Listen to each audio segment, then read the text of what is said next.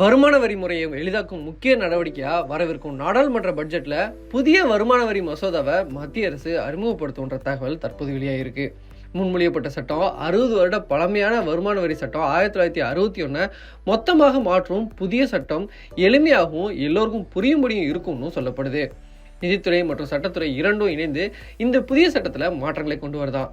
நிதி செலுத்துவது, அதற்கான சட்டங்கள், அதற்கான தண்டனைகள்னு பல விஷயங்கள் இந்த புதிய சட்டத்தில் இடம் பிடிக்கும். இதுவரை இருந்த சட்ட நடைமுறைகள் மொத்தமாக இதில் மாற்றப்படும். ஏற்கனவே தனிநபர் வருமானம் வரி குறைப்பும் வாய்ப்பு இருக்கதா சொல்லப்படுது. சமீபத்தில் தான் தனிநபர் வருமான வரியை குறைக்கணும்னு இந்தியாவை சேர்ந்த கார்ப்பரேட் நிறுவனங்கள் நிதியமைச்சர் நிர்மலா சீதாராமனை சந்தித்து கோரிக்கை வச்சாங்க. முதல் முறையாக இப்படி ஒரு சம்பவம் நடந்திருக்கு. பொதுவாக கார்ப்பரேட் நிறுவனங்களுக்கு நிதியமைச்சர் பல நிதி விவகாரங்கள், பட்ஜெட் அறிவிப்புகளுக்காக சந்திக்கும். இந்த ஆண்டு பட்ஜெட் தாக்கல் தயாரிப்பதற்கு முன்பாக அமைச்சர் நிர்மலா சீதாராமனை கார்ப்பரேட் நிறுவனங்கள் சந்தித்தது. ஆனால் இந்த முறை தனிநபர் வருமான வரியை குறைக்க வேண்டும்னு இந்தியாவை சேர்ந்த கார்ப்பரேட் நிறுவனங்கள் கோரிக்கை வச்சிருக்காங்க.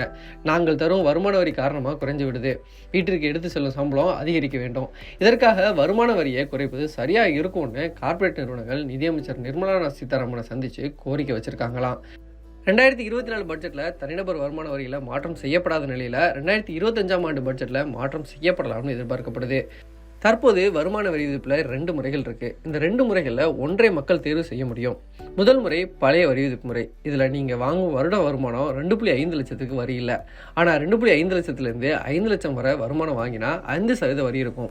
5 லட்சத்திலிருந்து 10 லட்சம் வரை வாங்கினா 20% வரி இருக்கும். 10 லட்சத்துக்கு மேல் வாங்கினா 30% வரை வரி இருக்கும்.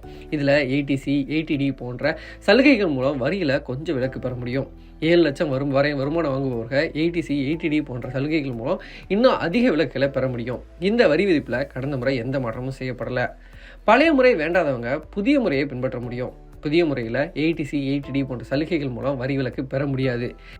இதில் நீங்கள் வாங்கும் வருட வருமானம் 2.5 லட்சத்துக்கு வரி கிடையாது. ஆனால் 2.5 லட்சத்துலேருந்து 5 லட்சம் வரை வருமானம் வாங்கினா 5% வரி இருக்கும். அதுவே 5 லட்சத்துலேருந்து 7.5 லட்சம் வாங்கினா 10% வரி இருக்கும். 7.5 லட்சத்துலேருந்து 10 லட்சம் வரை வாங்கினா 15% வரி இருக்கும். 10 லட்சம் முதல் 12.5 லட்சம் வரை 20% வரி இருக்கும். நடைமுறையில் இந்த புதிய வரி விதிப்பு முறையில் கடந்த பட்ஜெட்டில் மாற்றம் செய்யப்பட்டது. அதன்படி புதிய வருமான வரி விதிப்பில் உள்ளவங்களுக்கு தனிநபர் வருமான வரி டாக்ஸ் ரிப்போர்ட் அப்படின்றது 7 லட்சம் வரை உயர்த்தப்பட்டிருந்தது. அதாவது தற்போது மாற்றப்பட்ட புதிய வரி விதிப்பு முறையில் 7 லட்சம் ரூபாய் வருமானம் இருந்தால் வரி கட்ட வேண்டியது இல்லை. 7 கீழே எவ்வளோ வாங்கினாலும் வரி கிடையாது. இப்போ மீண்டும் இந்த 2025 பழைய வரி விதிப்பு முறையில் ஏதேனும் மாற்றம் இருக்குமா? தனிநபர் வருமான வரி உச்சவரம்பை உயர்த்துவாங்களா? அப்படின்ற பல்வேறு எதிர்பார்ப்புகள் இருந்திருக்கு.